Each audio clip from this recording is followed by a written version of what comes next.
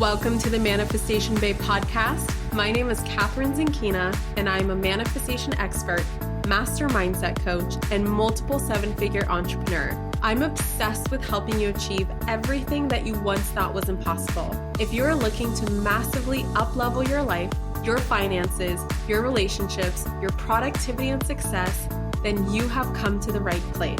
My goal in this podcast is to help you see the infinite potential within yourself to be, do, and have anything that your heart desires. Think of this podcast as your weekly dose of mindset development to help you maximize who you are and where you're going. Leave it to me to provide you with the tools, the resources, the strategies, and teachings that you need to manifest a reality wilder than your wildest dreams. I know we're about to have so much fun together, so thank you so much for pushing play today. And now let's begin. Hello, gorgeous souls, and welcome back to the Manifestation Babe podcast. I am back from Costa Rica, back from Rhythmia, here to spill the tea, literally spill the tea, on everything that happened when I drank the ayahuasca. So you guys have been driving me crazy the last couple days, just waiting for this podcast episode to come out. And it took me a hot second to just write out everything that happened because you guys, there's just no way to accurately ever in words summarize, whether written or spoken, what the hell happened last week. It was crazy. But I'm going to do my best. And the way that I have decided to split up these episodes is to make them into a series. So initially I was going to record one episode, and then it ended up being so long that I was like, man, this is going to be like a 4-hour episode, or let me just split it up and record it. Before I get into the details of explaining the madness that Mother Ayahuasca took me through and the transformation, the beautiful, beautiful transformation that was on the other side, I first wanted to share with you guys that my signature New Year Bootcamp called Epically Aligned 2020 is enrolling right now. So on January 6th through 10th, I am going live for 3 workshops. That's Monday, Wednesday, Friday. And don't worry, they are all recorded. You have lifetime access. So even if you cannot make it live, that's okay. You get to keep this workshop forever and use this workshop to help you release what's holding you back and standing in the way of achieving your goals for 2020. You guys, 2020 is right around the corner, and it's not just a new year, it is a new decade. A brand new decade. Can you believe that? So everything that you intend on creating, everything that you intend on releasing from 2019, releasing from this decade and bringing into the new decade is setting a precedent, not just for the new year, but actually for the next 10 years. So Epically Aligned is a boot camp. It's a process that I take you through in 3 days, 3 live workshops to release everything that's holding you back, let go of 2019, let go of all the years prior, giving you a completely blank slate, pretty much like ayahuasca does, to be honest. And what we're going to do together is we're going to come together and help you create a vision for 2020 that excites you, and especially a plan that helps you get there, that is in alignment with your soul and in alignment with manifestation. Soul alignment is the most important part. And so many people get stuck in just this goal setting, right? This goal setting mindset of what do I want to achieve and how do I make it happen? And how do I reverse engineer it so that every day I know exactly what's on my to-do list so that I can get to XYZ destination. And oftentimes we are not checking in with how does our soul feel about that. And we also don't take advantage of the fact that it is our soul that is working in unison unison with the manifestation process and working in unison with the universe. And if we just get the hell out of our way and let our soul go out there and do the work and bring in all of our desires, we're going to have a much easier time creating the life that we actually want to live. Epic Way Aligned is also about feeling and looking and being your best self in a new year and the new decade. And of course, bringing in more abundance, love, and joy into your life than you ever thought before possible.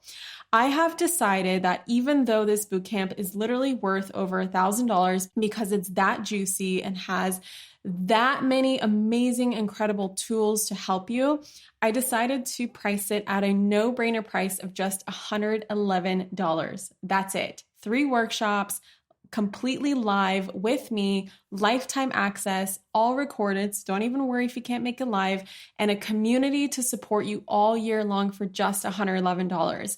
If you guys are interested, if you are ready in creating or ready to create the best year of your life, you can go to manifestationbabe.com/links. That is my new hub for anything that I talk about on the podcast where you're like, where's the link for that? Or how do I find that? Or Catherine talked about XYZ and I want to enroll. Make sure you go to manifestationbabe.com/links. Remember that the only way to predict 2020 is to create it. And I believe that 2020 is the year of the visionary, and it's time for you to be the visionary, leading and trailblazing through, not worrying about what happened in the past, not worrying about what others are going to think of you or even what you're going to think of yourself, but actually realizing that stress, worry, fear, anxiety, people's opinions and judgments and shame and guilt does not serve you in the new year, in the new vision. And the only way, you guys, to know for sure if 2020 is going to be your year, you know how people go on Instagram and they're like, oh my God, 2018 is going to be my year. 2019 is going to be my year. 2020 is going to be my year. And then they do nothing about it. And every single year, they just think that just because the year on the calendar changes, that something miraculous is going to happen for them. That obviously doesn't happen. They end up saying that every single year until pretty much the day that they die because they don't actually do. They don't actually create. They don't actually manifest. They don't actually decide to take the necessary actions that would create and make that year be their year.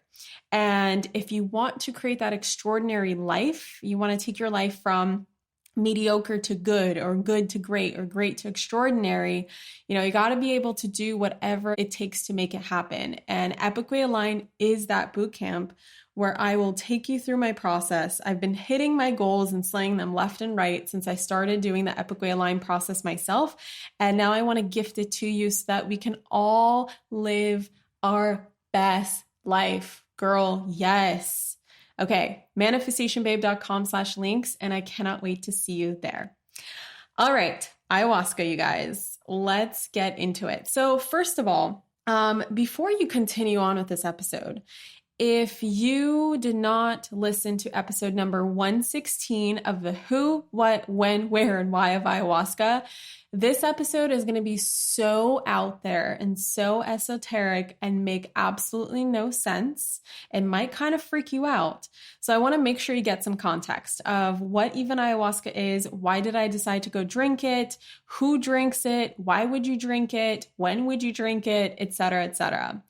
I invite you guys to keep a very open mind while listening to this episode. It gets very esoteric. It gets very out there. An ayahuasca journey is absurd. It's unexplainable. And, if we're going to get esoteric right now, it is something that is experienced in another dimension.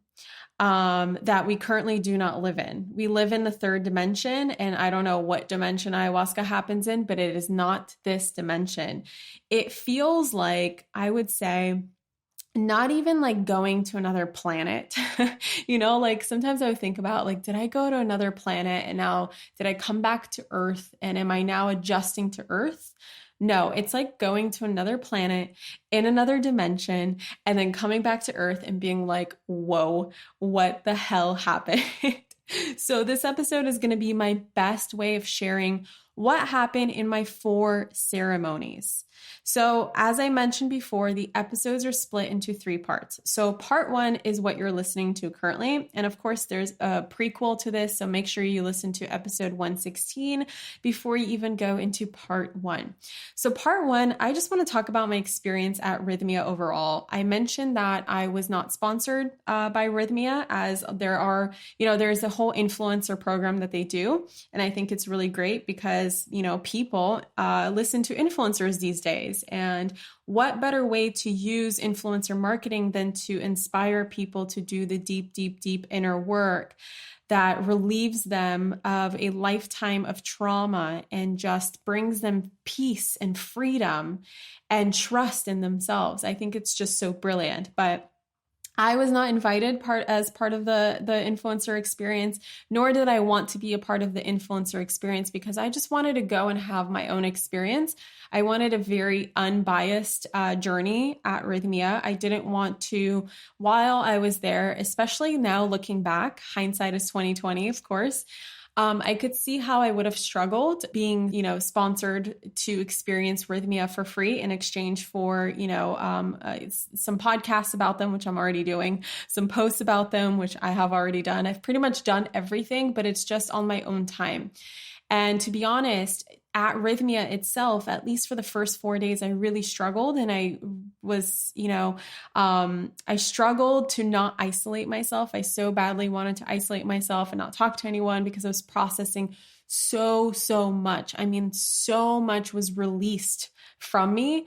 And I, at some of the times, just didn't know how to handle that. Like, I just didn't know how to cope with the fact that literally there were parts of myself that were killed off that weren't serving me at Rhythmia. And so I also wanted to just share with you guys an unbiased view because I will share a couple things that I'm like, could have been done better. But overall, loved my experience, and I'll go into that. And then I want to share in this episode what happened during ceremonies number 1 and 3. And how I'm going to go into this episode with the ceremonies as I'm just going to share what happened. So I'm going to share a couple of insights and breakthroughs that I had, but I'm going to actually leave the lessons for part 3. So the lessons is more of not so much the details of what happened during ceremony, but more of what I took home with me, what I realized needed to change, what I realized wasn't serving me, what I realized I was meant to do with my life per se. So I'm going to leave that for part 3. In part 2, I'm going to talk about ceremonies 3 and 4. At first I was going to do parts 1 and 2 and do ceremonies 1 through 4. And then I realized after writing out just ceremony 1, I was like, okay, this has to be split again. And then part 3 is what I actually learned from my experiences and how it transformed my life. And of course, how I'm integrating everything now because it's been almost a week since my last ceremony. And Rhythmia talks about a 2-week integration process where you're going to go through some ups and downs. You're going to go through a little bit of confusion. You're going to possibly, on a much milder level, relive the feelings and the emotions and the memories of kind of what happened during your experience. You will be mourning and grieving a part of you that was essentially killed off at Rhythmia, that wasn't serving you, that was getting in the way of your true potential, which your true potential is believed to be you merged back with your soul. As I talked about in episode number 116, that Rhythmia believes that at some point in your childhood, there was a trauma. And I realized that my trauma was actually in my mom's womb, that I actually didn't even incarnate with my soul intact with my body. It was always split from the very beginning. And so Rhythmia believes that split is what creates all of the distress that we have in our lives, all of the false beliefs and all of the ego overpowering the soul, and any mental stuff that we handle or that we deal with, any psychological stuff that we deal with, any physical illnesses that we deal with, all comes from the split. And the split is very intentional. It's part of the duality of nature, and it's part of what we are meant to experience on planet Earth, because the split is what teaches us all of our lessons. If we came to Earth whole and stayed whole, well then we wouldn't learn very much. There wouldn't really be a point. There wouldn't be something memorable to take with us, at the end of our life, where our journey was coming back with our soul and learning how to integrate with our souls and how to live a life of creation and be the best versions of ourselves. Like, we wouldn't have anything really to move forward to, or we wouldn't really have any desires, or we wouldn't have any interest in growth if it wasn't for the split. So, obviously I'm integrating that now. And so in part 3, I'm going to talk more about that integration. Okay. So my overall experience at Rhythmia, I literally could not have chosen a better place to do ayahuasca. I felt incredibly safe. I felt incredibly watched over, taken care of, well-fed, protected while at Rhythmia. Wow. It is just such a safe place. I don't know any other way to describe it. Obviously physically safe, because they had a ton of security. They had security constantly patrolling Rhythmia. They had medical staff there to basically clear you and then watch over you. There's actually a paramedic that was outside of our ceremony. We did ceremony in this essentially like place called the maloca. I don't know if it's actually called a maloca or that's what Rhythmia calls it, but it's pretty much like this room that has a ton of windows and doors, and they all slide open. And essentially you can open the whole room to the outside. And it's essentially like this platform where they do yoga, and it has a roof too. They do yoga, they do breath work, and then they do all the ceremonies in there. And the paramedic is always patrolling at night. And they said that he's never had to get called, except for like one time someone sprayed their ankle trying to go home while the medicine was still working. And by home, I mean like traveling to your hotel room. Like at the end of the night ends and you walk to your hotel room and then you go to bed, right? So it's just like, and they have so many facilitators and so many shamans there where you feel like whenever you need help, there is somebody to help you. And I said again that this is an unbiased review. I would say that just a couple of downsides of Rhythmia were, of course, that it's not necessarily the Ritz-Carlton. They call themselves a 5-star resort, but I wouldn't look at it as a 5-star resort in the sense that this is a 5-star resort that people would come vacation to. It's a 5-star. In fact, I would call it a 6-star when it comes to a plant medicine center, right? So in the context of a plant medicine center, this is like crazy compared to other places that I've looked at in the Amazon, compared to other places even in Costa Rica. Like, if you want all the comforts of home and all the comforts of, the Western kind of luxurious vacation, amenities, then Rhythmia is definitely for you. And another thing that Rhythmia did right, besides obviously the amenities and the hotel itself, is that they really, really, really made sure that you constantly felt supported. And I appreciate this because, guys, I needed support so much. It was ridiculous. Like, me being the independent spirit that I am, who is so prideful of never needing help and always understanding things and being like the best student, right? Like, I was a really good student in school. I was the one asking a bazillion effing questions and constantly asking the shamans to help me. Like, anytime I would see a shaman out, even outside of plant medicine ceremony, I would constantly tell them like, hey, I'm having a hard time. Can you help me? And I really, for the first time in my life, practiced just receiving help, which was so new to me. And Rhythmia is so great for that because everyone who needs help gets help. And the plant integration classes that we had every single day after ceremony made all of the difference.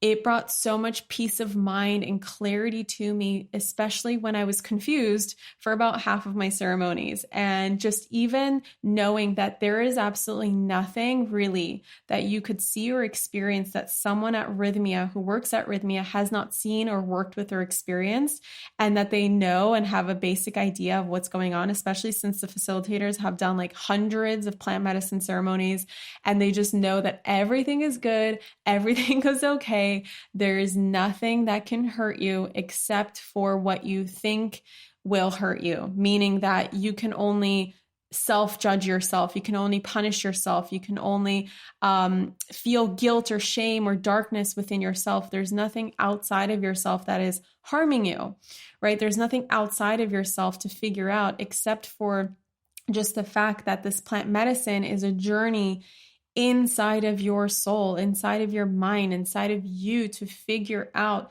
what is no longer serving you and how can you be the best version of yourself. Another thing that I loved about Rhythmia is that it is a retreat center, which means that they incorporate yoga, they incorporate breath work, they have organic, delicious freaking meals, and it doesn't matter what you are. Like you could be vegan, vegetarian, and even if you eat animal protein, they have something for you, and it's all fresh, it's all organic. They had workshops every single week. They have a guest speaker, and sometimes it's, someone really, really famous. Sometimes it's someone lesser known, but all super duper valuable people who come and teach a workshop that relates to something around consciousness or spirituality, becoming the best version of yourself, manifestation, plant medicine, the science of psychedelics, etc., etc. They also had colonics, which is so great because ayahuasca is such a purgative, cleansing, healing modality, and to have colonics added into that is just so magical because first of all, I love colonics. And second of all, when you are cleaning out so much of your internal body on a physical, mental, emotional level and a spiritual level as well, colonics just helps you like get even more of those toxins out. And you come out of Rhythmia feeling like a freaking bajillion bucks, I swear. And then they also have massages, and they include about 2 colonics and 1 massage. And what I ended up doing is I wanted another massage, but because we stayed at a neighboring hotel after our Rhythmia journey, I just booked another hotel. I booked another massage at that hotel. And then what I ended up doing is doing 3 colonics at Rhythmia. And this is something so crucial to say that even though Rhythmia, yes, is incredibly westernized, the way that they handle and serve the medicine itself, like the ayahuasca portion of it, they hold it so incredibly sacred and authentic to the Colombian lineage. And the shamans aren't just serving the ayahuasca, they are truly healing people with it. And they take their jobs, they take their missions incredibly serious. There are so many rituals and ceremonies and so many prayers and so many things that they do to make sure that the medicine is going to be served in the most authentic and most sacred way possible. They infuse so many intentions and prayers and songs and dances. They sing the Icaros, which are essentially like this spiritual kind of singing or music, however you want to call it, that also assists with the healing. It's believed to guide the spirit of ayahuasca to help people when the Icaros, I hope I'm pronouncing it correctly, are sung. And Rhythmia would sometimes, I believe one of the nights, the first night, the Icaros was in a recorded version. So it was like on through a speaker. And then they brought in live musicians, which was so beautiful and so crazy. And I swear it was like the most angelic singing that I've ever heard in my entire life. And the shaman, the main shaman that oversees Rhythmia, comes from a Colombian lineage. And it is, I believe the grandfather passed. I believe one of the shamans said that the main grandfather from this lineage in Colombia in the Amazon basin passed, but his grandson regularly comes to Rhythmia and he oversees the shamans that are working there. And these shamans are essentially students of this man named Teta Juanito. There's actually a documentary that I found 2 days before I attended Rhythmia called The Medicine. And you have to rent it or buy it. I believe it's like $5 to rent or $10 to buy. And I will definitely link it in this podcast episode as well. It's on Vimeo. It's such a good documentary, and it actually shows you a lot of the lineage and the ceremony and stuff that they use at Rhythmia. And it's just so beautiful, you guys. My respect for shamanism, my respect for indigenous cultures, my respect for this medicine just grew watching them, not even, let alone experiencing it. Okay. But just watching how seriously they revere this medicine and how sacred it is to them is just so inspiring and so beautiful. And you can just tell that they are there to do their work with love and with healing. And that is their ultimate intention. And even though I have watched hours and hours and hours, because I'm a research freak, of videos, interviews, documentaries, and read many articles, personal experiences, read lots of books on ayahuasca, there is absolutely nothing that can prepare you for this experience. Though Rhythmia does the best job of prepping you to the best of their ability and making sure that you know exactly what's going on before and after ceremony. So at Rhythmia, everything is intentional. And it was such a beautiful reminder to bring this practice home with me, where I know, like, your reality is essentially a manifestation of your intentions. It's the intentions that you consciously create. And, that's how manifestation works. So of course I have like this idea of how everything is intentional, but I wasn't really bringing much intention into other places in my life, like in meditation, when I shower, when I cook, when I eat, when I talk to people, before I sit down to record a podcast episode. There's just so many beautiful practices that I learned to bring home with me just based off of seeing how Rhythmia operates. The entire journey is so much about intention. So the first thing that Rhythmia encourages you to do, and they encourage you to do this before you ever sit down in your first plant medicine ceremony, is something called the Labyrinth. And the Labyrinth is essentially like this maze that they had off to the side of their check-in desk. So they have a check-in desk, and then behind the check-in desk is what they call the flight deck, which is so funny because that's where you go to drink the ayahuasca and lay on the mattress and just go fly away to another dimension. So the Labyrinth is a place where you first get clear on 6 things that you want to let go of. And then you get clear on 6 awarenesses or 6 things that you want to bring into your life. And they say to be very conscious and very careful with what you choose, because whatever you do in the Labyrinth is going to manifest. So of course I sat down before ceremony, I believe on Sunday night, and ceremonies were from Monday through Thursday. So Sunday night, I sat down and got really clear on what I wanted to let go of and what I wanted to manifest into my Rhythmia journey. So I journaled out, I wrote out this journal prompt, and then I went right into 6 things. And what you do is you go to this labyrinth, you pick up a rock off to the side of the labyrinth, and you walk in and you essentially walk through this maze. And every time you turn a corner on the maze, you want to think of one thing that you want to let go of. And you do it 6 times, you drop the rock, sending a signal to the universe that you are letting go completely letting go of these 6 things. And then when you walk out of the labyrinth, on the other side or through the same way, I don't remember exactly, I forgot, you intentionally think about what you want to bring into your life. And it's just a beautiful practice. It helps you get super clear, and then you can bring those intentions with you to the plant medicine ceremony. Now, Rhythmia has intentions that they give you that they highly recommend, that Jerry, the owner of Rhythmia himself, channeled through doing many, many plant ceremonies, that these 3 intentions are going to help heal anybody who comes through Rhythmia. And they're such beautiful intentions, and I chose to follow these intentions because I will confirm that they are magical, and that any intention that you have when doing something like plant medicine, if you give the plant medicine these 3 intentions, you will have any other question answered. It's like anything you come to the table with just becomes eradicated simply because you followed these 3 steps. And the 3 steps or 3 intentions is, show me who I've become.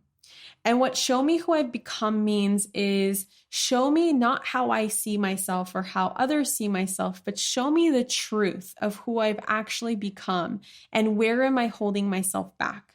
And this is probably the hardest part of my journey. And I will confirm that night one, I was definitely shown who I've become, and it was hell on earth. It was the most brutal, honest truth that I've ever had to face in my entire life, but it was the truth that set me free. And as Tony Robbins says, the truth will first piss you off, but then it'll set you free. So that's the intention of that one. Show me who I've become. The second intention is merge me back with my soul at all costs. And that just means, of course, there's a split that happens when you have some traumatic event that occurs in your childhood. Your soul stays within your energetic field. Like your body and your soul are next to each other, very close to each other, but the soul is not necessarily inside the body. It is not an embodied feeling, right? There's no feeling of wholeness. And if you think about all the things that you do in your life to fill a void. Okay. For many of us, it could be addictions at all different levels. It could even be something as simple as being addicted to just numbing out on YouTube, right? Or addicted to toxic relationships, or an addiction to self-harm, or an addiction to alcohol, or whatever it is. If you think about it, every addiction stems from a void, and voids just come from the lack of wholeness that we feel. And when your soul is embodied inside of your body, you feel whole again. There's no more need to fill a void. So it's important to fill this void, not with things outside of yourself, but with your own soul, right? Finding the inner peace and happiness of your own soul back in your body. And of course, you want to intend at all costs, because you want this to happen at all costs. So it doesn't matter whether your ego likes it or not, your soul is fucking coming back inside. And I definitely had that experience. And then the third intention is to heal my heart. And by heal my heart, it just means that it means how it sounds, right? Heal my heart, make my heart whole again. Whatever is preventing me from really showing up in life with true love and unconditional love for self and others, whatever is standing in the way, please heal that and heal my heart. And then the whole point of this process, you guys, is surrender. And if you like control, and if you have a hard time surrendering, you ain't got no option but to surrender when it comes to ayahuasca. So it's believed that the spirit of Mother Ayahuasca, so that's a spirit behind the plant, and I talk about this in episode 116. If you're lost, you're like, what spirit are you talking about? You're just drinking a plant. There is a spirit that works, and I have met her, and there truly is a divine feminine spirit that lives behind the plant of ayahuasca called Mother Ayahuasca. And she's essentially doing the work and showing you what you need to know. But you are the one who's doing the work, and this is the hardest work ever, of surrendering and showing up for the work and not fighting her. Because if it's you versus ayahuasca, you are never going to win. It is something that is so much bigger and so much more powerful, and not in like that negative way that you might think of, like more powerful than you. I mean it in the most loving, positive way. Like the universe is more powerful than you, right? Like you are a co-creator of the universe, but when you surrender to the universe, you find that the universe is so much smarter than you. And it knows how to get your desires to you so much faster than you could ever predict. And so the hard work really with ayahuasca is once you drink it, it's all about surrendering, and it's all about showing up for the work and not running or hiding and not escaping from the work. And even if you try to escape, like at some point you get so beat down physically, mentally, and emotionally that you just surrender anyway. And once you surrender is when the journey becomes fun in a way, or easier in a way, or more blissful in a way, and not so crazy like my very first ceremony. Rhythmia talks about the big four, and I just took a couple of notes down for you guys just to share with you some context of what I used to really help me get through my ceremonies. Rhythmia says, in their basically introduction to plant medicine class, like before you even go to ceremony, they talk about, things to expect and 4 different types of journeys that you might have. And they say that whatever is coming your way, whatever is coming is actually going. So everything that you feel during your ayahuasca journey. Everything that you see, everything that you experience is something that you are seeing, hearing, feeling, experiencing in the journey at an intensified level so that you never have to experience it to that degree again. What is coming is actually going. What is coming is actually leaving you. And then they say, go to what's hard, because the universe rewards bravery. And so go to what's hard means just don't fight it, just relax, just be okay with seeing some pretty crazy things, and just know that you're going to come out of it on the other side a much better human being. Another thing they say is don't think, drink. And this is for the logical people who like to overthink everything. And their mantra is stop thinking, just drink. Just drink and the medicine will help you. And then mind your own business. It's actually, they say rebirth, mind your own business. And by that, what they mean is that everyone in the journey is having their own experience. And some people are having a very loud experience. Some people are crying. Some people are moaning. Some people are having orgasms. Yes, this is a real thing.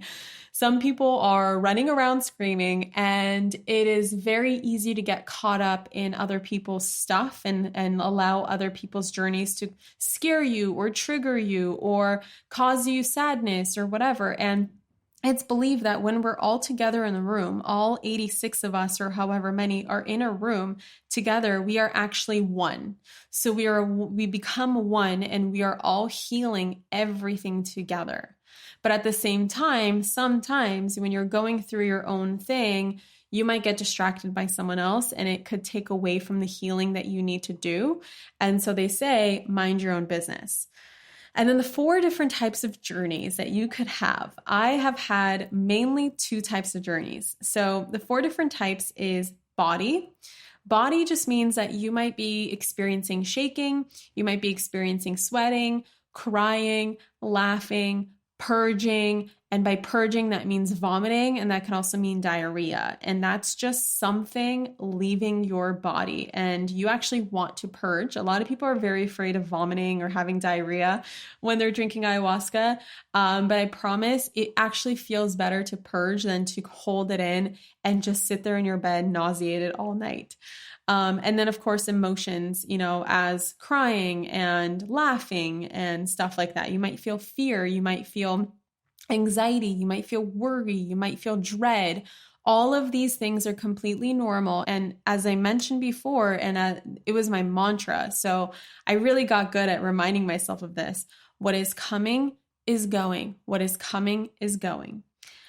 The next type of journey you could have is a Pinta. And a Pinta is essentially like having visions or seeing things. And, some people really hallucinate with ayahuasca and some people don't have visions. And I was made aware during my journey that I have a very open third eye. And ayahuasca herself actually told me that she is a very overwhelming medicine for me because of how open my third eye is. And my journeys were so visual, but it wasn't like I was hallucinating outside of myself. It was more like inside of myself. It was like an extreme visceral visualization that I was having that I could not control. It was not guided by me. It was just things flooding my mind and flooding my mind and flooding my mind. And I could see them crystal clear when I closed my eyes. But when I opened them, it was not so much that I was like seeing things with my eyes open. It was just that everything was so disoriented. It was like being extremely, extremely drunk, right? Then there's a consult, and a consult essentially means that you have a consultation with Mother Ayahuasca where you can ask her any question and she will answer you. And it's not like shit that you can make up, guys. It's like you are walking outside and all of a sudden you're staring at a tree and a tree turns around and just starts talking to you. And I know it sounds crazy, but it actually happens. Jerry himself, Jerry Powell, the owner of Rhythmia, his first plant medicine journey ever, he was talking to the moon. And the moon is the one who told him to open up Rhythmia. And the moon told him all kinds of things. And so he really had consult kind of journeys. I had a different kind of consult journey in the sense that it wasn't so much like an object talking to me or a tree talking to me or like a moon talking to me. It was just that I was talking back and forth with ayahuasca inside my head and I had a lot of my questions answered. And then this is the most interesting journey of all. And I'll just give you guys a sneak peek to a miracle that happened actually to one woman in our group that was so insane. And you would never guess that something insane would happen because she had a nada journey. And a nada journey means that essentially nothing happens. You fall asleep and the medicine feels like it has no effect over you whatsoever. And it's believed that sometimes this will happen when something is so traumatic that there is no need to revisit it, that the medicine needs to work with you on a subconscious level and not bring anything up to the surface that could potentially re-traumatize you. And that's not to say that you won't experience traumatic things, because I definitely did. But it's just like, I think that for some people, it happens because not that they can't handle it, but because that's part of their own healing journey, part of their own process. And what's for their highest good is that ayahuasca doesn't have an effect on them on a conscious level, but it's having an effect on a subconscious level. And so what happened actually is one woman, the first night, she fell asleep and essentially nothing happened. And when she woke up, her husband woke her up in the morning, or it wasn't in the morning, it was like in the middle of the night, because their ceremonies would end at about 2 in the morning, 1 to 2 in the morning. She was deaf in her ear for 32 years, okay, in her right ear. So she could only hear from her left ear, and she couldn't hear from her right ear. And her husband would always have to stand on her left side to be able to talk to her. And there, of course, there's just all kinds of problems, right, with being deaf in one ear. And what ended up happening is that they're walking home to their hotel room, and her husband is standing on her right side and having a conversation with her. And she's just like listening to him. Like, he can tell that she's listening to him. And she woke up, first of all, very disoriented. And it makes sense because ears represent the equilibrium balance inside of your body. So that's where your balance is, your equilibrium is. And so she was feeling a little disoriented. And all of a sudden she goes, man, these crickets are so loud. And that's when she realized that she could hear for the first time in 32 years with her right ear. And her journey with ayahuasca, even though it was a nada journey, meaning nothing happened, on a subconscious level, a shit ton of things happened, because after that one ceremony, guys, this is giving me goosebumps like crazy. Her hearing was restored. It was healed. How crazy is that? Like, we were all cheering the next day. It was everything. The next day, and I'm about to get into my ceremony, so you'll see why. The next day, I really needed to hear that because it just gave me all the faith I needed for this process. And the plants themselves, ayahuasca, whenever you drink it, you're supposed to speak your intention into it. And ayahuasca will always honor your intention no matter what. So no matter what, if you have an intention, you're going to get it by the end of the journey. But it's not always going to make sense in the beginning, because the plants are going to heal you by their priority, not yours. So if it needs to go elsewhere first before it gets to what you think you need help with, that's going to happen. And the last thing I want to mention before I get into the ceremony is that because it's crucial also, not only to, the story I just shared about the woman restoring her hearing, but something that happened to me as well, is that 70% of those people who do ayahuasca get something called a celestial surgery. And a celestial surgery, and this is going to sound so crazy, you guys, but bear with me, is when an alien or a being or little people or robots or something not of this world comes up to you, asks you if they can do a surgery, because they have to get your permission. And actually, I don't even know if they have to get your permission, because I don't remember giving permission, but I remember receiving the healing and receiving the celestial surgery and being okay with it. I think it's more like on an energetic level. It's like, yes, I'm okay with it. Basically, they come and operate on you. And it's on a celestial spiritual level where whatever they do is they're literally healing you also on a quantum physical level. And so many people got celestial surgeries because, of course, they say 70% who do ayahuasca get celestial surgeries. That's also what I had, and it was insane. Okay, so are you guys ready for this? ceremony number one. The whole day on Monday, I felt very good.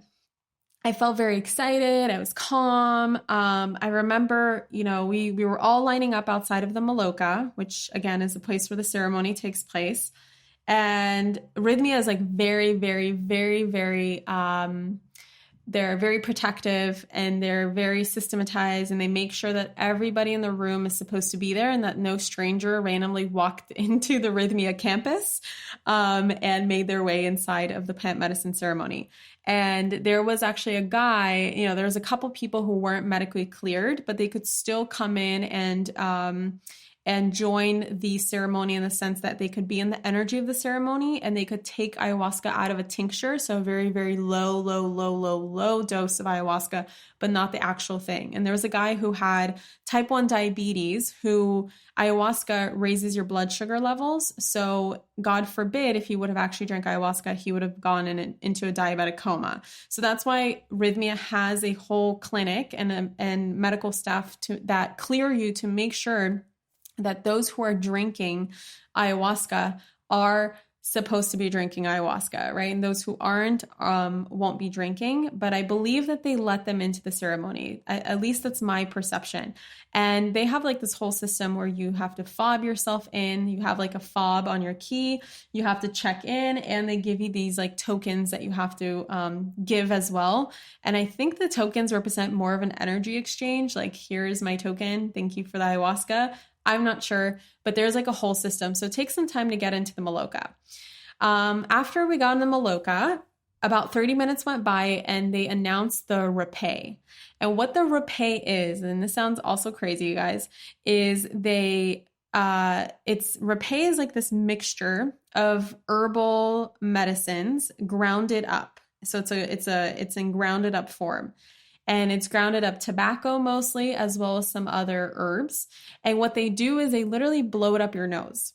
And it's not like you're inhaling it, because they ask you to hold your nose, they blow it up your nose, and then you breathe out. So any of the actual particles you're breathing out. But the feeling that it gives you is like it burns. It feels like it's burning your insides. It's crazy. But I really loved it, because what rapé is supposed to do is it grounds you.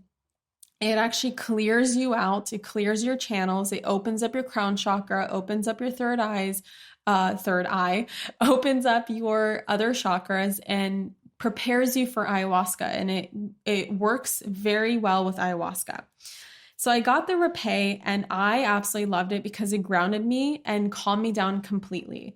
It helped me just gather my thoughts, because my palms started to sweat as soon as I laid on my mattress, and I whipped out my journal. I journaled a little bit, and I just had this feeling, like I couldn't shake this feeling that my entire life led up to this very moment. And it was such a beautiful feeling, and I couldn't describe it. And I felt so much at peace. And it was because I took the rapé, I let it settle, and I just allowed myself to get grounded. And then it was time for first drink.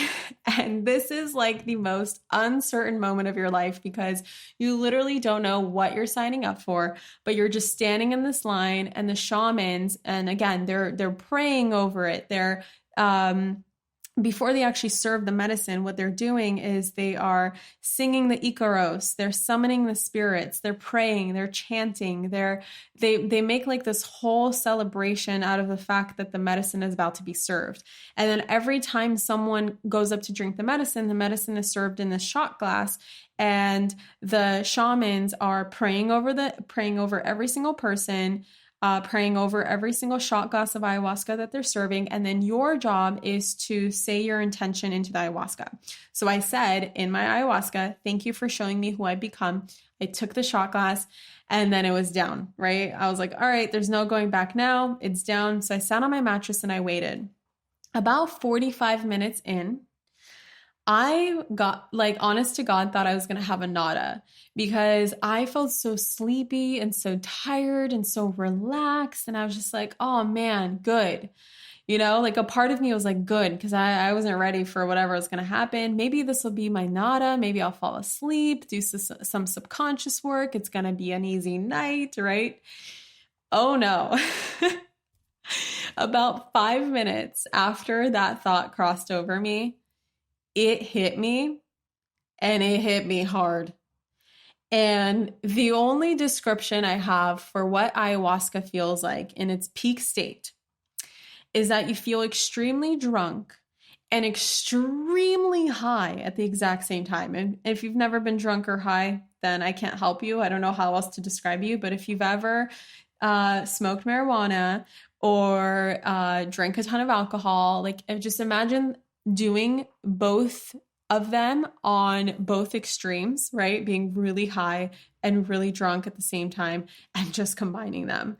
And it's just so, at the same time, that's not even the best description because it's just so unexplainable and it's like unlike anything I've ever felt before. And your brain feels like this fizzing, like your brain feels like it's kind of melting at the same time. It's just so weird. And I started to get visions immediately. Whether I kept my eyes open or closed, I started to see these geometrical shapes. I started to see codes. I started to see patterns. I was like in the Matrix, right? I started seeing numbers. It was like someone played the movie The Matrix inside my head, except it wasn't playing inside my head. That was just like I was starting to see the veil come off between the physical and the spiritual world. And Mother Ayahuasca didn't talk to me for the majority of this night. In fact, this whole night was just a process of showing me things. And boy, did she show me things. As I said before, the way that I experienced the visions were like extreme visualization. I would see them inside my own head, but not so much like a hallucination. Things outside my mind looked interesting, but it didn't produce like visceral actual images like a movie being played out. But when I closed my eyes, it was like a freaking party. So before the visuals really started to go, I actually started to feel the presence of hands all over me. And it somehow intuitively, because there is no more veil, right? Between you, your ego, and your intuition. It's just so all also blended, and you really walk into the spiritual world where things are just starting to happen on a quantum level and they happen really fast. You can't explain them. You just like, you have like this claircognizance of just knowing what's happening to a degree, right? Not to say that there weren't some confusing things that happened, which I'll get into. So all of a sudden I felt the presence of all these hands all working on my body. And I just knew that these were my spirit guides. And I just somehow knew that these were my spirit guides and I could kind of see them. I wouldn't see them, but I would see them. But I definitely saw their hands, like actually seeing hands working on me and feeling my hands. And I remember I started this dialogue with them where I'd be like, what are you working on? Like, what are you doing? And it was like, they were so lighthearted with me. They were like, oh, don't worry. We're just, we're working on your liver. And I literally felt, you guys, my liver being massaged. Like someone was operating on me, opened me up, grabbed my liver and started massaging me. And they're like, oh, don't worry. Your liver is filled with toxins. And we're just massaging this out for you. And I remember thinking, oh, that makes sense. I had breast implant illness. I have my breast implants removed. I have a lot of toxins in my liver, I'm sure. Like, thank you so much for cleaning it. It was so bizarre, you guys. It was like a lighthearted conversation between us. Then it started happening, in my guts. Like, what are you doing with my guts? What are you doing with my stomach? What are you doing with my womb? What are you doing with my butt? Like just all of this, back and forth. And the response was always the same. Oh, don't worry. We're just, we're making a little tweak here. We're making a little tweak there. I'm like, okay, cool. Then I remember very distinctly something being done to my brain. And I was like, okay, what are you doing to my brain? And I see an alien, guys, a robotic alien working a robot who is then working on my brain. So let me describe that again. A robotic alien working a robot, like those robots that surgeons can work in surgery, like brain surgery, for instance, they're like very precise. They work them because they're less likely to commit an error than a human hand. Well, yeah, that robotic alien was working a robot who was working on my brain. And I just remember distinctly being told, oh, no worries. We're just rewiring your brain and filling in some gaps for you. And I remember saying, thank you. to this alien, being like, oh, thank you so much. And it was all so humorous and so lighthearted. And I just like let it happen. And guys, like, even though like consciously you're just like, this is really weird, at the same time, you don't have a conscious mind anymore. So you just kind of let it happen. And then after this lightheartedness ended, this is where it became viscerally visual and really intense for me. So I started to see a snake, and ayahuasca shows up for a lot of people, especially when you're drinking it in or near the Amazon or from the Amazon. Mother ayahuasca shows up in like a jungle, usually like jungle animals, different jungle animals. And for me, it was always a snake. And so I started to see the snake going down a spiral in my brain, opening up all of the most traumatic moments I've ever experienced. And again, what is shown on ayahuasca is so that it can be healed, right? So a lot of people do experience their traumatic moments, but it's for the purpose of healing. And ayahuasca has been known and actually proven to help people who have PTSD because it allows people to go back to their traumatic moments and see them from a completely different perspective so that they can heal them so that they no longer affect them in their day-to-day life. And we don't even realize how much we hold on to, you guys. There's so much that we hold on to. It's like insane. And so part of ayahuasca, when this was happening, I actually remember consciously telling myself, oh, I see, I'm healing my trauma. Okay, let's go, right? Like, let's go, baby. I don't care what I'm shown. Nothing will scare me. And so I just remember going down the spiral. And I remember a door opening. It's like sliding door will open, and I'll see myself being molested as a kid, which I always assumed was like a thing. But for the first time ever, the memory came back to me. And although it sounds like it was hard to see, it actually wasn't very hard to see. It was almost like something got solidified. Like I finally got an explanation for something, but it wasn't as traumatic to see it. Because I just knew that I was being healed, and it was more, it didn't feel so in my body. It felt like I was just observing it, if that makes sense. So I was being an observer to the trauma. Then I would go down, and I would see myself being yelled at as a kid, and I just kept going down the spiral, and then another door open, and it's like my dad is abusing my mom, and like over and over and over again, just a couple things. And backtrack for a moment. I remember that, they say Mother Ayahuasca is a feminine divine spirit. And initially what was very strange is that Mother Ayahuasca appeared to me as a grandfather energy. And I saw this like grandfather sitting on a throne, and I immediately recognized that the reason why ayahuasca showed up to me as a grandfather was so that I would trust it. And for some reason, I got this message of I had to show up to you as a grandfather because you don't trust women, which was so weird because all of my trauma as a kid involved other men. I didn't have any trauma with women. Yet, for some reason, it's like this is why you didn't have many girlfriends growing up, is because you don't trust women. It was so bizarre. But anyway, then Mother Ayahuasca transformed into this ice queen, right? And she's just like watching me. She's like watching me from the top of the spiral. And I'm like going down the spiral. And the dialogue wasn't very kind to me between me and ayahuasca at first. And at least it was so my intention could be honored. And now hindsight is 2020. When I look back, I realized that ayahuasca was trying to show me who I've become. And who I've become didn't have very many kind parts to it. So of course, she had to show up in a certain way so that my intention could be honored. Ayahuasca knows how to evoke emotion out of you. Let me tell you, she knows how to bring up your deepest, darkest fears so that you can heal them. And she just knows exactly what to show you. And it's just so uncontrollable. And I remember as I started to get more and more uncomfortable, and fear started to rise up inside of me, I remember sitting up and wanting to purge, but I couldn't. And it was just building and building and building, but nothing was coming out. And I remember I sat on my knees and I just became so helpless.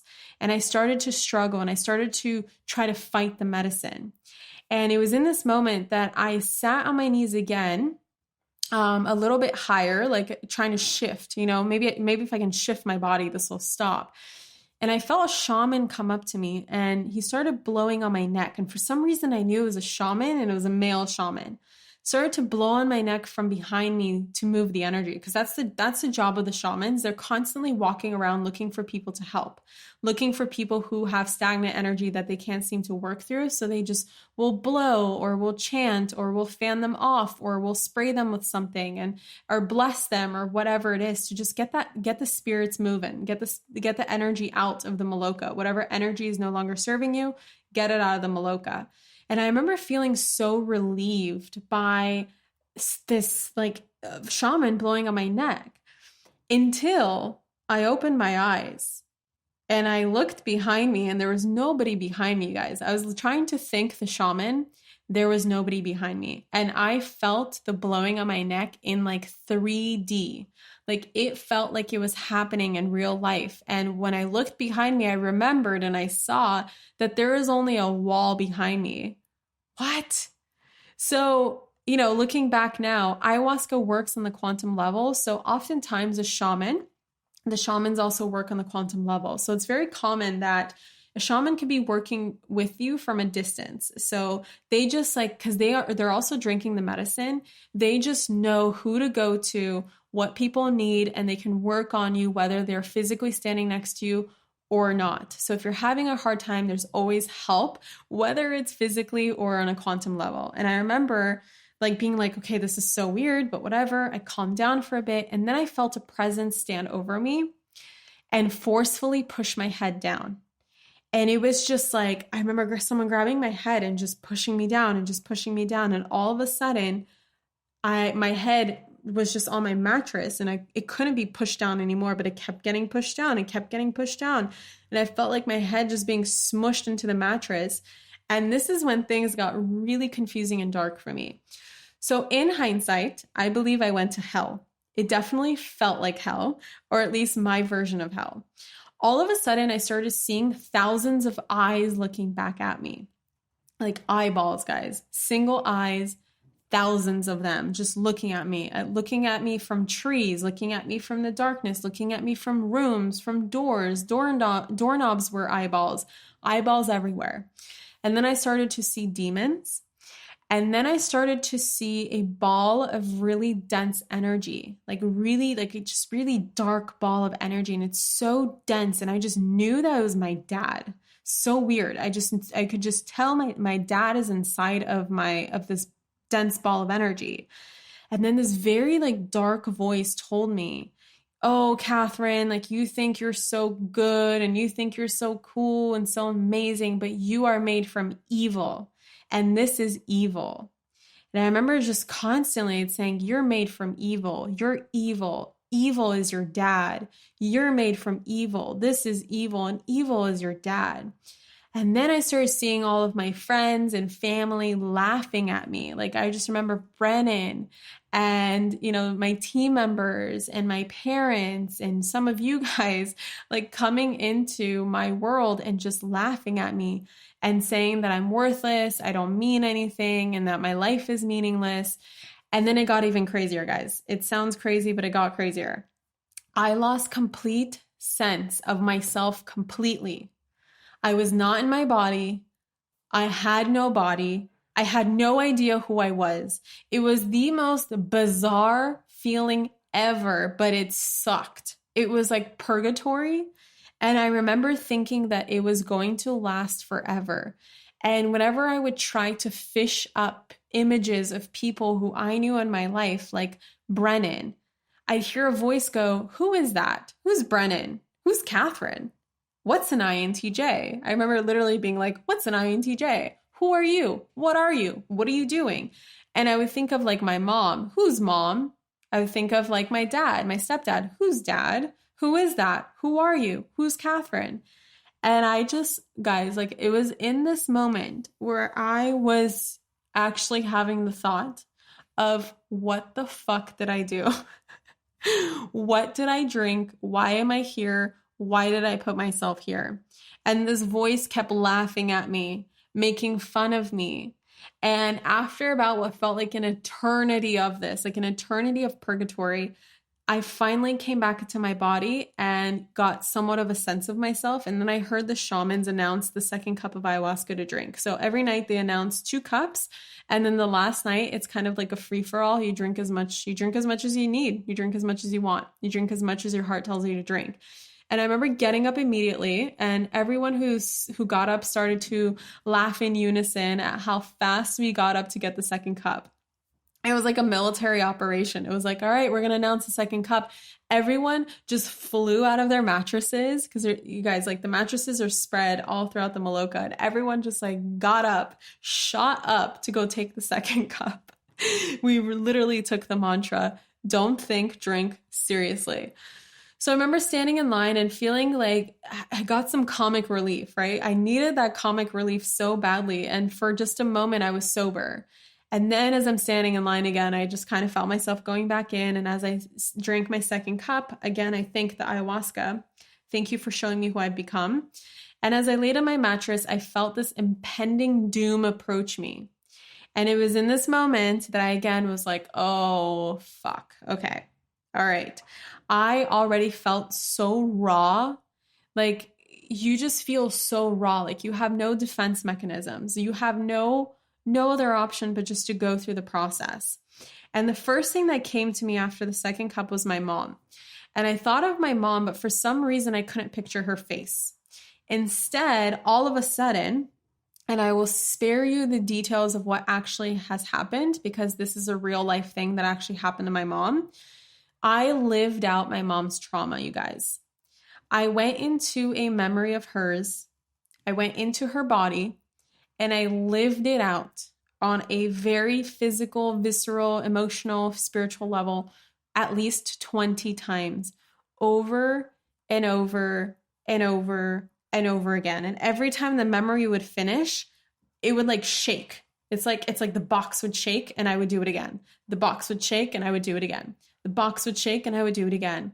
And it was, guys, it was the most violent and traumatic imagery, emotion, and feelings I have ever felt in my entire freaking life. It was horrendous. And I remember in that moment being like, my poor mom. But for some reason, I still couldn't see her face. It was really weird. Like I couldn't picture my mom, but I knew it was my mom, and I knew it was my mom's trauma. And then I started to see this long line of women line up before me. And I just knew that these women came to me so that I would process their trauma as well. And I remember just being like, fuck, like, I can't do this, like, stop. And they're like, no, we have to. And so I started to feel the feelings of hundreds of women in my lineage and in my generation. And this is when ayahuasca started to talk to me somewhat at this point, started to kind of narrate what's going on. And that's from this point on, when I mean that ayahuasca was talking to me, you know, a lot of people have asked me, like, how do you know she's talking to you? Or what do you hear? Like, do you hear a voice? I actually hear it in my own voice, but it's an uncontrollable voice, meaning that it's a narration and I'm going back and forth with her where I can control what I'm asking, but I can't control the answer I'm getting. It's like you can't make it up. It is raw subconscious coming through. There's no controlling. There's no filtering. She's just saying it like it is, and she's explaining everything that is happening. And so that's how I knew that this line of women were me having to process generational trauma. And I thought the night would never end. It was the most painful thing I've ever felt in my life until finally I started to yawn. And yawning is another form of purging. And this time, my mouth opened up so wide, you guys. I thought my mouth was going to rip open.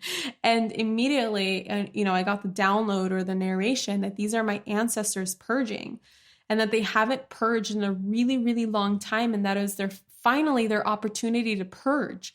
So they thanked me for doing ayahuasca so that they could finally purge and release all of their trauma as well. And interestingly enough, ayahuasca started to taste like vodka to me.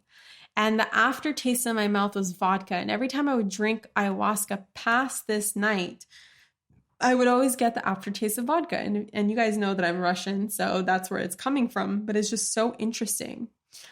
And then it was less of a feeling and more of a visual experience where ayahuasca just kept showing me things. And she started showing me Mother Earth and Mother Earth crying for help, how much we need to help Mother Earth.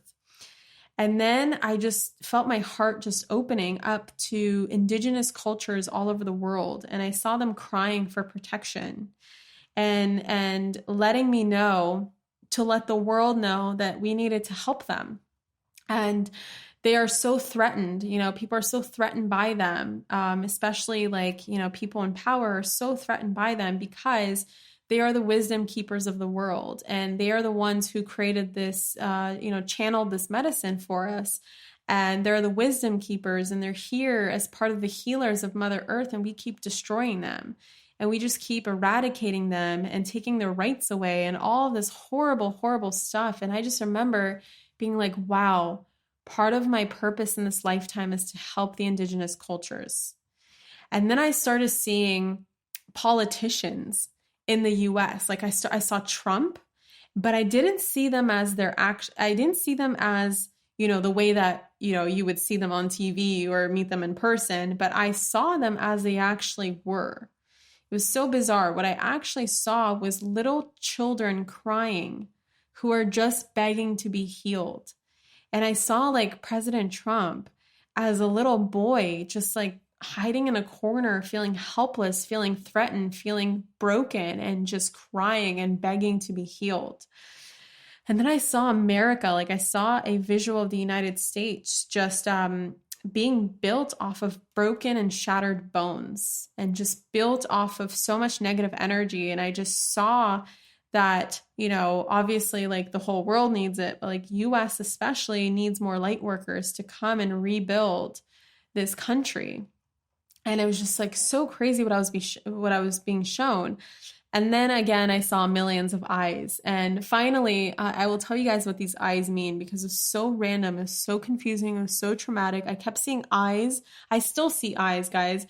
Anytime I look somewhere, I see eyes looking back at me, which is so bizarre. But what I learned the next day from my plant integration circle is that these eyes are just windows of consciousness. So we are all essentially windows of consciousness. We're just all peering out. We are consciousness expressing itself through an individual format. So we're consciousness expressing itself in human form, and we're all having an individual experience of consciousness, even though we are all one. We are all one entity, one being, one consciousness. And so these eyes are just representation of all the different possibilities of consciousness and all the different individuals and all the different experiences, which is so interesting. So I'm no longer afraid of these eyeballs, but holy crap, they were following me around everywhere. And then, ayahuasca kept showing me all this darkness, and I just kept feeling more and more frightened as she kept showing me things, really sick to my stomach, and I just wanted the night to end. And I felt helpless. And once I recognized that I felt helpless, everything clicked for me. I realized that she showed me who I've become. She rendered me helpless and evoked every freaking emotion that I've ever repressed and suppressed in my life from childhood and apparently from past lives and beyond. And she showed me how I let all of my fears and worries and anxieties that were pushed down inside of me turn me into essentially a very toned down, repressed and suppressed version of myself. And I realized that ayahuasca was taking me through this horrible journey, not just for shits and giggles, but to render me helpless and cause me to surrender, and finally realized that I've been holding on to way too much shit in my life and way too much unimportant shit, and that I didn't have to let the anxiety, the worries, the pain, the trauma, the suffering to be a part of my story any longer. And once I made that once I had that insight, once I made that connection, things started to shift for me. And the rest of the night pretty much went like this. She started showing me new brand colors for Manifestation Babe. She started showing me things about my business, which was the fun part. She showed me that I needed a new logo, and she actually threw my logo, my current logo, she laughed at it and threw it in the trash. It was so weird. Then she pulled up my Instagram and started scrolling through it. And she's like, why is everything so dark? You need to lighten this up. Like, this needs to be light because you're no longer dark, Catherine. You're no longer suffering. You're no longer in pain. You're no longer, you're no longer anxious. Anxiety was just something you picked up from the womb. It's not you. You're no longer, you no longer feel this way. So you need to lighten this up.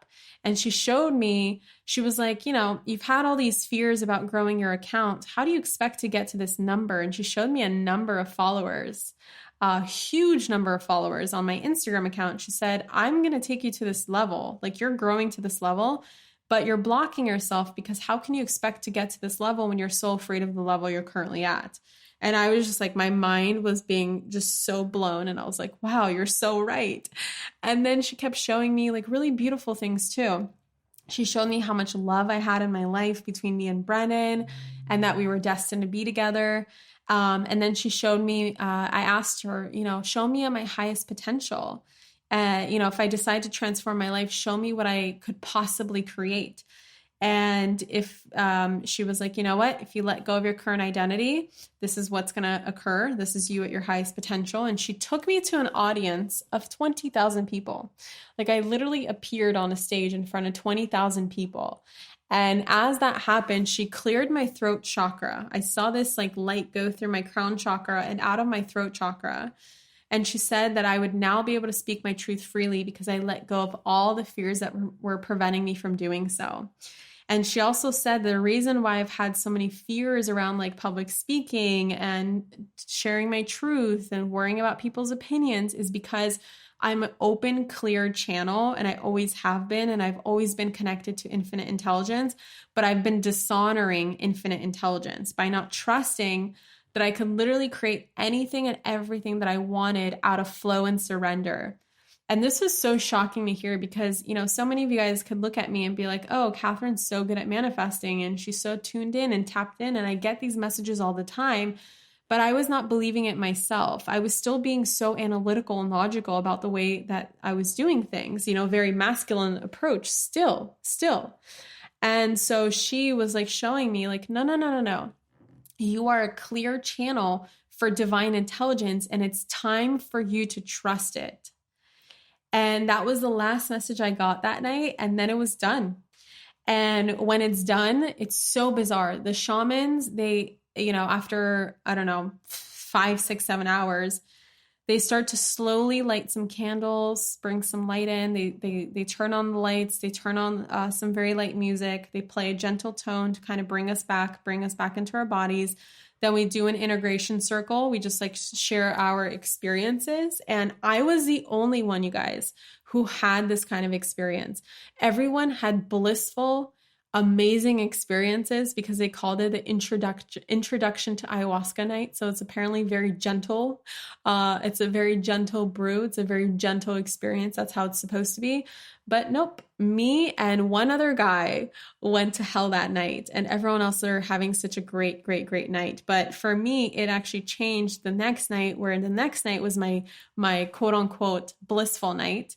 And for everyone else, they had a really hard night. So you can't predict this stuff, and like what everyone else is experiencing doesn't necessarily mean that you're going to experience the same thing because it's so individual. But it was really nice to kind of come together and talk about what happened and just see like, yo, I made it back. I'm back in the room. I'm in my body. Life is good. It's time to go to bed. So I remember walking to bed, and you walk normally, like you don't really feel it. You feel a little tired. You feel a little exhausted. You're ready for bed. You go, you can shower. They recommend taking a cold shower, but I couldn't bring myself to. I was just very cold at night. So I just got into bed. I fell asleep. But then the next morning, I woke up feeling like dread, like extreme dread. And I really didn't want to go to ceremony. And I remember telling my best friend, Stephanie, who's my roommate, like, I have no idea how the hell I'm going to make it through this week. My brain felt really scrambled. I cried for most of the day. I sobbed in my colonic appointment that day, like for 40 minutes while I have water going up my butt and out of my butt. I was sobbing. I felt like I was just so confused, and I felt like I was just, left wide open. with no closure. I felt like I had no closure. And plant integration class, as I told you guys, Rhythmia does plant integration classes. And that really helped me because the facilitator was talking about how it's not necessary to have closure and it's not necessary for you to make sense of everything that happened, and just trust that, especially the first time you ever do ayahuasca, she's learning about you. This is you. Not only is she introducing herself to you, but you are also introducing yourself to her. And essentially what she's doing is she's searching through you like a file cabinet. And when he said that, that made sense, because I felt like a lot of what I was shown was like going through a file cabinet, right? And she's like searching, figuring out how to help you, and, pulling out files, tossing them, reviewing them, putting them back in if they're important, taking them out if they're not important. Just like, it's like a very fast paced, like crazy, just let's rummage through the files. Let's take this out. And she just like essentially unzipping your code to learn more about you and how to help you. Because remember, this is ancient medicine. It's not a recreational drug. And I cannot imagine ever how you could ever take this for fun, because this is not fun. This is work, you guys. This is like the deepest inner work I have ever done in my entire life. And it's basically, people have said before to me that, Catherine, it's like 10 years of therapy in one night. Yes, it is definitely 10 years of therapy in one night. And another thing the facilitator said is that every journey is completely different. And a scary journey one night could turn into a beautiful and calm one the next night. And that there is no good and bad. And that's the whole lesson behind ayahuasca, is to learn that there is no good or bad. And the moment you stop labeling what is happening, it all becomes beautiful, because ayahuasca is just helping you, healing you, and teaching you. So that was night one. Now, going into ceremony number 2 was a completely different experience, but I had to drag my ass to ceremony, as you guys can imagine. I was so scared that I would take the ayahuasca and that I would lay on my mattress and we would pick up right where we left off from the night before. And I had to keep reminding myself, no. Every journey is different. Right? So I went to get the rapé this night, and I chose a beautiful soul named Lindsay to administer it. The night before, I went to a male shaman. The next night, I went to his wife, and I didn't know that they were married at this point, but she was his beautiful wife, and she just I felt so good in her energy. And I felt like the night before, I really healed my thing around other women. And it was so beautiful, because from this moment on, I really connected with all the women shamans, and I kept coming up to them and kept consoling with them, and just like asking for their help and asking for them to pray over me and bless me and all this stuff. And I just felt so safe in their presence. And Lindsay really put me at ease. And the rapé this time, instead of just grounding me, it created an instant emotional purge. I started to sob. I started to cry uncontrollably. And I started to feel nauseous, as if I took ayahuasca, not rapé. And I went to the bathroom and I had a physical purge. This is my first purge ever. I didn't purge at all the day before, and I felt like I was holding on to it the whole day. And so I just purged. And the thing about your purge, literally vomit in a bucket, is that you want to ask the vomit what it is. And I know it sounds so weird, but the vomit is usually something that you released from your body, from your emotional body, physical body, spiritual body, mental body. It could be thoughts. It could be unworthiness. It could be fears. It could be anxiety. And I immediately got the message that I purged fear. So I was like, okay. So I went back and I started to meditate on my mattress. And then they called for the ayahuasca, the first cup. I drank the first cup. And then I went to the bathroom to pee so that I didn't have to all night, because they don't let you drink water. You can't drink water from the moment you drink the ayahuasca until the morning, or when the ceremony is over. I keep saying morning because the last ceremony number 4, was when you could actually drink water. Was until the morning. Like the sun actually rose up when the ceremony was over. So anyway, I went to go pee, and when I went to the bathroom, I, for some reason, was called to look inside my bucket again that I purged into, and I was the only one that purged in there. So I looked inside, And my puke was in the shape of a heart. And I was sober at this point, so it wasn't like I was hallucinating anything. I just saw a beautiful heart. And I remember lying down, and as I lied down, Mother Aya said to me, "Tonight I will take you to bliss and liberate you of your past. But first, we need to work through some discomfort." And as, she came over me, 30, 45 minutes, who knows? It comes on faster and faster with each night because the medicine is still in you, and the medicine stays with you for about, I think, 24 to 48 hours or something like that. Like, don't quote me on it, but it stays with you. And spiritually, it stays with you like on an energetic level for the rest of your life. So it helps you heal. It's constantly providing you with guidance. Not to the extreme of actually drinking it, but it stays with you on this energetic level, and things will continue to connect from your ceremonies like years later down the line. Like one of the shamans said that he's still connecting things from a ceremony he did a year ago, which is really, really cool to hear. So, I started to feel it within like 30 minutes. And as it started coming over me, I started to feel progressively more and more uncomfortable and nauseated. And ayahuasca showed up to me as a snake again. So again, it started to feel like I was having the same experience as the day before. And I was like terrified of it, but I was just letting it happen. I was like, all right, I already drank it. I'm here. I'm showing up. I'm choosing to surrender, blah, blah, blah. And I heard this flute being played. And, ayahuasca kept telling me that she's summoning my ego to come out and purge itself, who is also apparently a snake inside my body. And I could feel this snake like wiggling inside my body while I'm hearing a flute being played. And I don't know if you guys know like those people who play the flute and like the cobra dances, if you guys know what I'm talking about. So that's what it felt like. It felt like someone was summoning a snake to wiggle inside of me. And it got progressively more and more and more uncomfortable. And all of a sudden, I remember I'm laying on my stomach because I went from getting nauseous to wanting to purge, couldn't purge, lay down on my knees or was on my knees, then lay down on my belly. And I started to release things from my pores. And it's not just sweat, but actual objects, guys, like spikes. Specifically, I remember seeing spikes coming out of my pores. And at this point, it became so excruciating and uncomfortable that I started to panic. And the night before, I actually had an insight come in the morning of the ceremony number 2 that I was being very prideful by not asking the shamans for help when I really needed it the night before. I remember waking up being like, wow, I didn't need their help. I did it. I made it through, blah, blah, blah, blah, blah. And I was kind of being prideful about it. And I realized that morning that I never asked for help in my life. And that was just a representation that I needed to learn to start asking for help.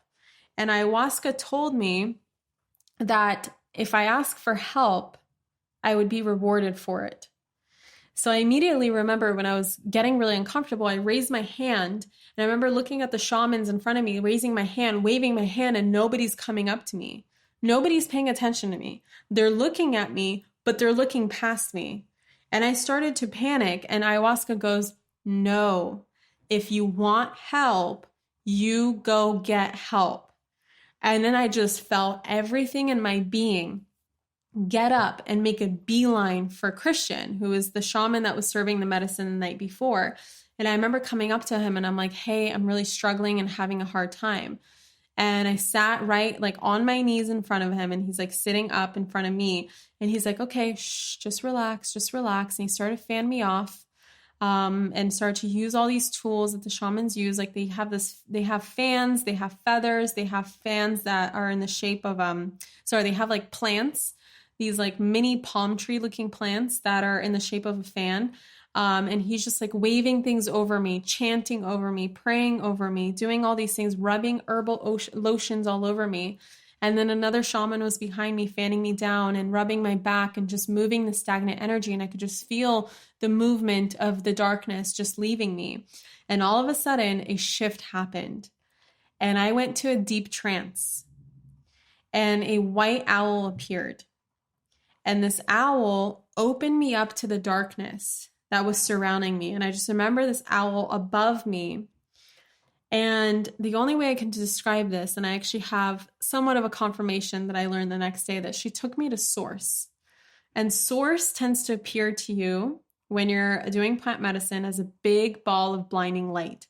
And the way I would describe this is all of a sudden I went from dread to nirvana. And like in movies, when someone dies, they go to this like white light, but then the whole screen becomes a white light. That's how it felt. And I felt like I just lost sense of myself. I lost sense of time. I lost sense of everything. Nothing else mattered except the fact that I felt the most blissed out that I have ever felt in my entire life. It was like describing nirvana. There was nothingness except for the most pure love that I have ever felt in my life. And I felt like I had died and went to heaven. And I sat there for what felt like, I don't know, if I were to estimate, 30 minutes maybe, but it was probably 5, to be honest, because I don't think they would have kept me there for 30 minutes, but it felt like an eternity. And all of a sudden the shaman asked if I wanted to go back to my mattress. And I reluctantly agreed, and I was like, okay, and I marched back to my mattress only to have this dread come back over me again. And ayahuasca started to communicate with me back and forth from this point on. And she's like, hey, let me back in. Let me back in. Why are you resisting me? And I was like, okay. And she's like, see, you can trust me. I healed your jaw. And I was like, what? And I opened my mouth, and guys, I've had a jaw issue for the last maybe 3 years where every time I open my mouth, it clicks. And for the first time ever, I opened my mouth and there was no clicking. And I could open my mouth wide, and she's like, see, congrats on fully surrendering for the first time in your life. And then she said, congrats on merging with your soul. Now enjoy having your soul in your body. Keep letting me back in and you will feel bliss. And I just remember like feeling for the first time that my soul had merged with my body. And that I was having a date with my soul. And I remember I started dancing and like belly dancing and like grinding my mattress and just feeling what it's like to have my soul back in my body. And ayahuasca kept saying like, this bliss is yours. And I remember through the whole night, every time I would get triggered by something or someone and then relax, and then I would just relax back into it and go back into my state of bliss. And ayahuasca said to me, see, Catherine, you get so distracted from your happiness. You have bliss available to you every single day, but you allow life to get in your way. Nothing else is real. Nothing else matters. Surrender to the bliss that you have available to you.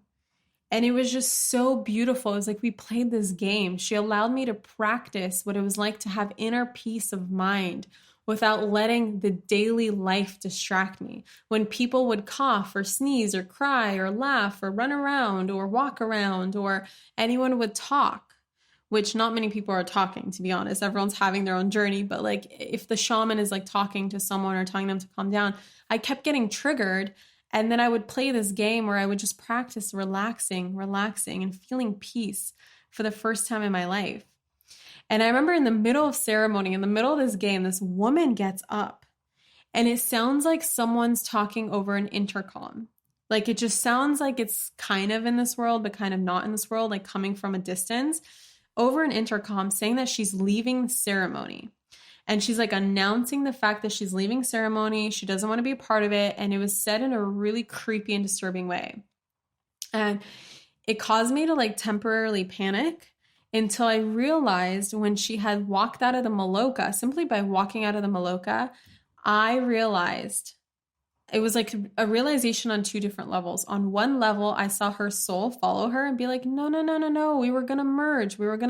And I was like, aw. And I remember sending her love, like a ton of love. I was like, oh man, she's really struggling. I'm going to send her love. But at the same time, I had this download that was an old version of myself who left the maloca. And it was just, I just felt like decades of my life just left the maloca too. And I remember finally, for the first time in like a ceremony and a half, I was able to finally go outside. And the beauty of Rhythmia is that they have the maloca, which is all considered indoors, where they have the mattresses, but they also have hammocks hanging outside that you can hang out in. You can lay on the grass, you can look at the moon and the stars and see the trees and the plants, and it's just so beautiful. And so I finally went outside for the second half of my journey, and I was just enjoying bliss. And I remember I kept questioning if I was actually feeling bliss or feeling liberation or feeling freedom and all these other positive emotions. And ayahuasca pointed out to me, and it was so profound. Oh my God.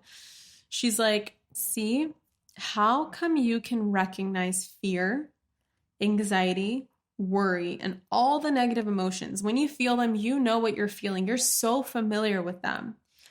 But you are questioning if what you're feeling right now is an actual emotion or just an illusion. Do you see how little you are familiar with your positive emotions?